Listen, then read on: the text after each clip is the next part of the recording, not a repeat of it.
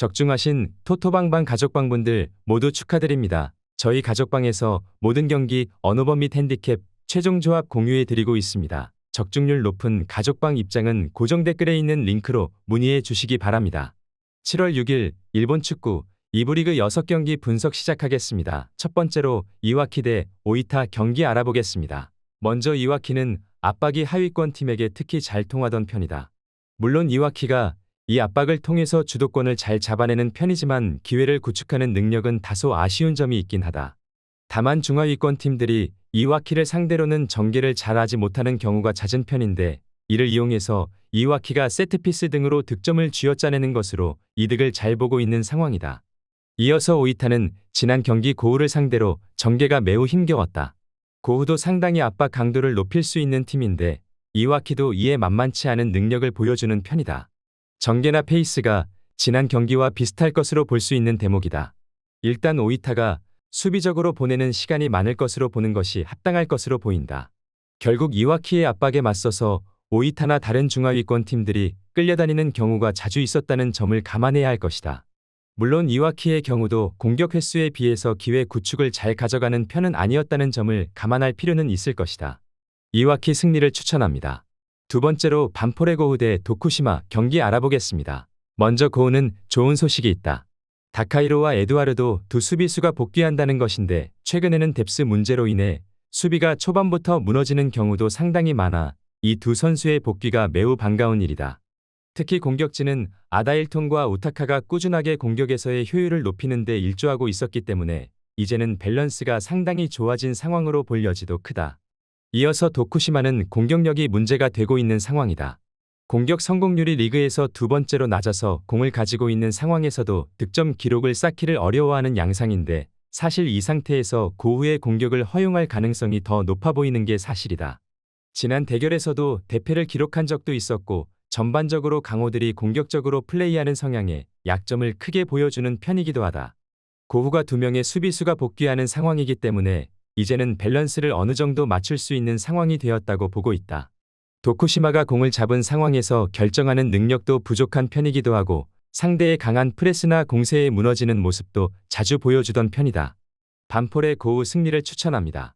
핸디 언어버 및 최종 조합 받아보실 수 있는 가족방 입장 방법 알려드리겠습니다. 먼저 영상 하단의 댓글을 클릭해 주세요. 두 번째로 댓글 속 가족방 링크를 클릭해 주세요. 마지막으로 채팅 참여하기 누르신 후 메시지 주시고 답장 기다려 주시면 가족방 입장 도움드리도록 하겠습니다. 그럼 분석 이어가 보도록 하겠습니다. 세 번째로 요코하마 FC 대 블로우 블리츠 아키타 경기 알아보겠습니다. 먼저 요코하마는 최근 밸런스는 최상이다. 물론 아키타가 요코하마 FC 상대로는 기본적으로 잠그기에 들어가는 편이라서 요코하마 FC도 웬만큼 득점을 잘 기록하지 못하는 모습이긴 하다.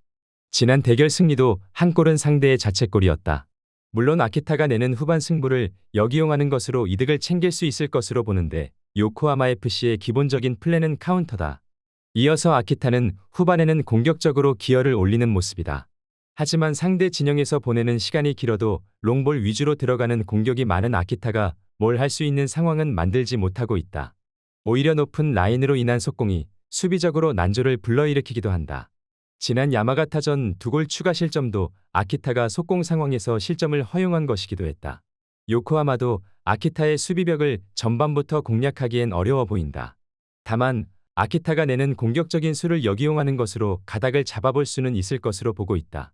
아키타의 공세가 요코하마 FC의 블록을 공략하기에는 정교한 지공 능력이 모자란 편이기도 하다.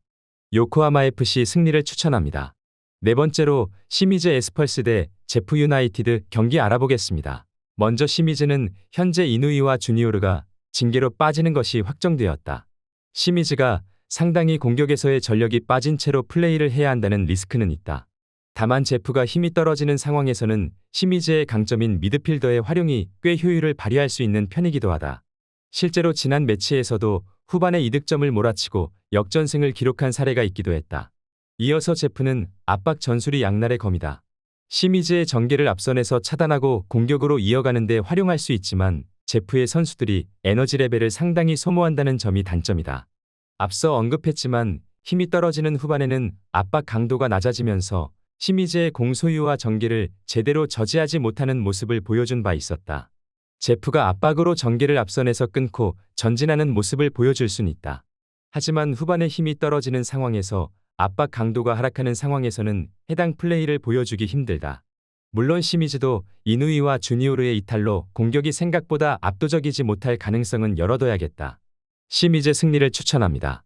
핸디 언어버 및 최종 조합 받아보실 수 있는 가족방 입장 방법 알려드리겠습니다.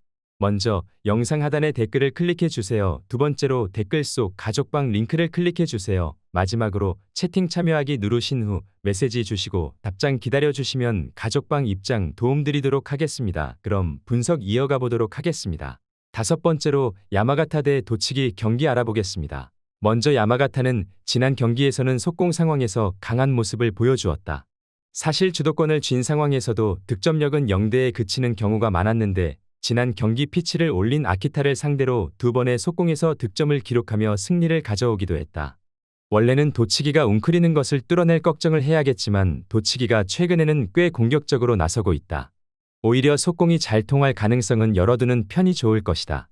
이어서 도치기는 상당히 적극적인 면모를 보이고 있다. 실제로 최근 3경기에서 6득점을 기록하고 있는 모습인데 전방 압박으로 상당히 앞선에서 무언가를 하려는 시도를 하고 있는 양상이다. 다만 야마가타는 오히려 지공 상황에서 슈팅이나 득점을 만드는 것에 더 어려움을 느끼는 편이다. 야마가타를 상대로는 오히려 지속적으로 보여준 웅크리는 특성을 유지하는 것이 나을 수도 있다. 도치기가 전방 압박으로 앞에서 플레이를 하려고 하는 점이 힌트라고 본다. 야마가타도 지공보다는 속공 상황에서 더 강한 편이고 도치기 역시 최근에는 득점 기록이 상당히 올라온 모습을 보여주고 있는 상태다. 다만 기본적인 소유권 유지는 야마가타가 도치기보다 더 나은 편인 게 사실이다. 야마가타 승리를 추천합니다. 여섯 번째로 V 바렌 나가사키 대 구마모토 경기 알아보겠습니다. 먼저 나가사키는 구마모토를 상대로 전반적으로 강점을 잘 보여주던 편이었다. 지난 경기에서는 수비 실수로 다소 주춤하기는 했지만 상대에게 공을 쥐어주고도 쉽사리 무너지지 않는 것이 특징이다. 구마모토가 공을 돌리는 것은 허용할 수 있겠지만 결정적인 찬스를 주지 않으면서 역습으로 한 방을 날리는 등의 운영으로 최근 구마모토 상대의 3연승을 달리고 있기도 하다. 이어서 구마모토는 지난 경기에선 빌드업과 프레스가 모두 잘 작동하면서 경기력에서 최고점을 보여줄 수 있었다. 다만 올 시즌 요코하마 FC나 오카야마 등 수비가 좋은 상위권 팀을 상대로는 상당히 부진한 흐름을 보여주는 편이기도 하다. 나가사키를 상대로도 예외는 아니었다. 구마모토가 상당히 극단적으로 보일 정도로 공격성을 보이는데 짧은 패스 위주로 공세를 이어가다 보니 블록을 중앙에 세워버리는 팀 상대로는 약한 모습을 보이고 있기도 하다. 나가사키가 전반적으로 타이트한 수비를 바탕으로 잘 무너지지 않는다. 구마모토가 공은 돌리되 결정적인 찬스는 잡지 못하게 하는 식으로 나오게 될 수도 있을 것이다. 실제로 구마모토가 이런 수비와 역습 특성에게는 약점을 드러내는 편이기도 했다. 나가사키 승리를 추천합니다.